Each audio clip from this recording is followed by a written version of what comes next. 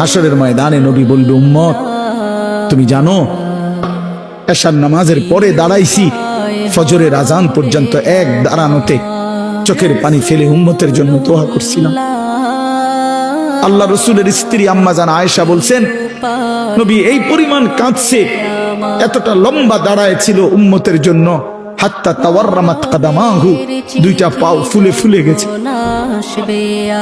আল্লাহ নবী বলবেন, উম্মত আমি 23 বছর কাঁদছি রে, প্রতিটা রাত কেঁদেছি, দিন কেঁদেছি।